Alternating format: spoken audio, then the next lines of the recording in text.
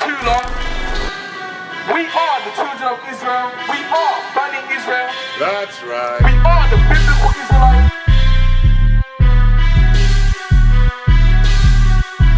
Well, so we can come out of this captivity and start worshipping God as we're intended to.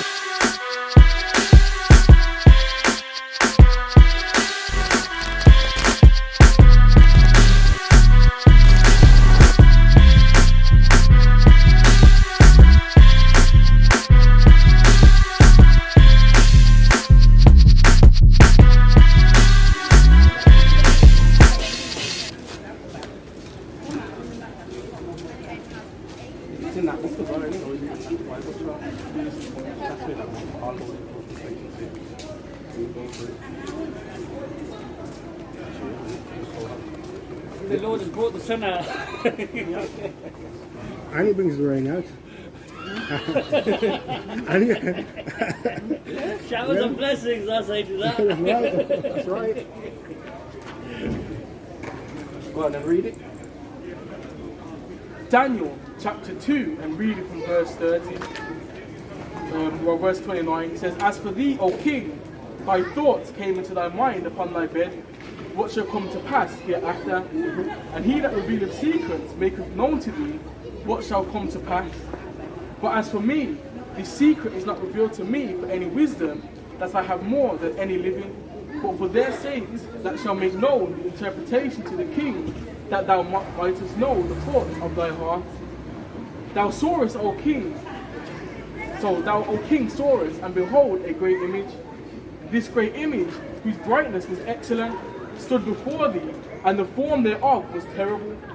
This image's head was of fine gold, his breast and his arms of silver, his belly and his thighs of brass, his legs of iron, his feet part of iron and part of clay.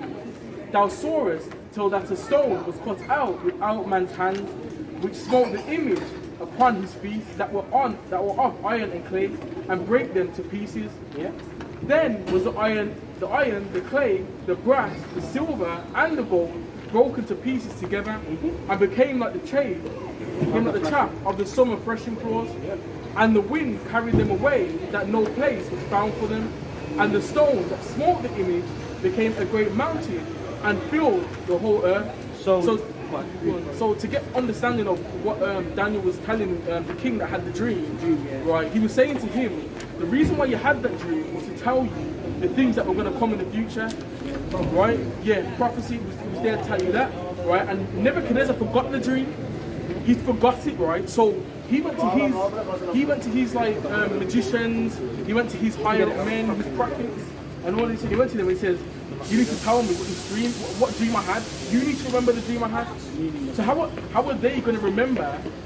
How are they going to remember the dream that he had? How was they meant to remember the dream that he had? How were they going to remember the dream that he had? They can't, because they didn't have the dream. He didn't have the dream, right? But then they knew of Daniel, right? That the Most High was with Daniel, right? So they called for Daniel, right, to interpret the dream. So when they called Daniel, Daniel says, well, give me some time. I'm going to pray to the Most High, and the Most High will give me the interpretation, right? So then that's when he came back and he told him the dream that he had, right? So the Most High revealed to Daniel, right, the dream that he had, and that's what he said. He made him understand the reason why you had these dreams, to tell you what's to come, right? So now he's going to give him the interpretation of it, right? So he says, this is the dream, and we will tell you the interpretation thereof before the king. It says, thou, O king, art a king of kings, for the God of heaven hath given thee a kingdom, power, and strength, and glory. Right? So he's telling him the Most High is the one that's put you in this position. Nobody else. You didn't do it by your own strength. The Most High is the reason why you're in the position you're in. Right? And he says, and wheresoever the children of men dwell, the beasts of the field and the fowls of heaven hath he given into thine hand, and hath made thee ruler over them all. Thou art this head of gold. So he makes him understand that head of gold is Nebuchadnezzar and his kingdom. Right? So it represents Babylon, right? So that's why the head of gold represents Babylon, right? And we've got like the time periods of the kingdoms, right? So if you have a look on there, it will tell you the time periods. But that was the first kingdom that was representative of that statue, right? So then it goes, and after thee shall arise another kingdom inferior to thee, and another third kingdom of brass, which shall bear rule over the earth, right? So it says a kingdom inferior to thee. That's why as you go down, it becomes less precious metal. So gold's the most precious metal, and then you're going down, right, to silver. So the silver is representative of the next kingdom that came up, right, which was the joint rulership or the joint kingdom of Media and Persia, known as the Medo-Persian Empire, right? So that was the breast and the arms of silver, right? So that kingdom wasn't as strong as the previous kingdom, right? And it was split into two as well. So it wasn't just one singular kingdom, right? So then afterwards it says that there's another kingdom of brass that's gonna come, right? And again that kingdom was weaker than the last, right? Weaker than the last, and that kingdom was split up even more, right? Because you had Alexander the Great, right? So if you ever read about Alexander the Great, he conquered a lot of the known earth at the time, right? But when he died, right, then it was split between his 4 generals he grew up with, right? So then they split the land between them as well, and there was infighting between them, right? So that kingdom was even worse than the last, right? And then afterwards, right, we're gonna get into the next part, right? And then it says, and shall bear rule over all the earth, and the fourth kingdom shall be as strong as iron, for as much as iron breaketh in pieces and subdueth all things, and as iron that breaketh all these shall it break in pieces and shall bruise, right? And the reason why it says that is because iron is a tough metal, right? And they're and it represents Rome, and they're the ones, right, that conquered the earth, right? They're still ruling now, but it's a revised version of Rome. That's why you still got your Colosseums, right? That's why you still got your gymnasiums, because really and truly Greece morphed into Rome, right? It morphed into it because they came together, right? So because they're the same people, so one had their own ideas, the other had their own, but they morphed them together. That's why you still hear them talk about Greece. That's why they call it the Greco-Roman Empire, because it's the same people, right? And also as well, like you mentioned, like because of iron, you know, this is all history, because they call it the Iron Age. Why do you think they call it the Iron Age? Because that's where they were. And like you said, when you watch football, the way the football stadium's set out is just exactly like the Colosseum. The same way boxing stadiums are set out, same way Colosseum. The people come in, they all sit. Yeah, and they all sit on all around, like it's a gladiator fight. And not only that, like their parliaments and their Congress, that's all Roman, and even the way they do the architecture, it's Roman. All their buildings, isn't it? Yeah, all their government, their government buildings, they're all built in the Roman style. And another thing to take into consideration, if you research this, right, research bread and circuses, right, because that's what they did. So they created all of these stadiums, all of these things to distract people. That's what it was there for, bread and circuses, so that while they're doing all of that, while everyone's focusing on the Euros, while everyone's focusing on all of this stuff going on around them, sports, everything, they're doing something behind the scenes. So you're not looking at that. You're not looking at that, and that's why when they had all these lockdowns and stuff like that, they were doing things behind the scenes. They had everybody in their houses, right, hiding away, right, from coronavirus. Stay at home. Right, telling you to stay at home. While everyone was doing that, they were doing things behind the scenes. Yeah, right? like underneath the House of Parliament, they got a bar and they sit down together. And they tell everyone keep social distance. So with that, I've got to go now, have something to drink, but I'll come back again definitely. I'll give you the buck. Oh, That's yeah, the one, bro. love and peace. That's it. Love and peace, bro. Do you know what time you're here till? We're here till 4 today. I'll have something to eat, and then I'll Come back. All right. Yeah, carry on. So we're talking about the Roman Empire, right, being the legs of iron, right?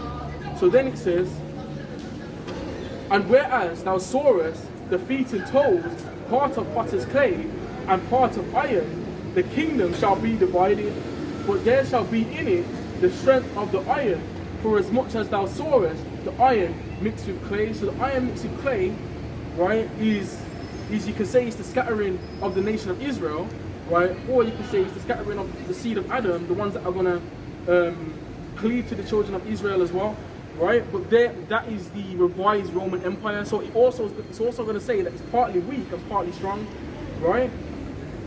So it says, and whereas thou sawest iron, and as the toes of the feet were part of iron and part of clay, so shall the kingdom be partly strong and partly broken, right? Because that's how the kingdom is now. That's why there's all this infighting. That's why there's nation against nation, right? And that's why there's so many wars going on in the world, right?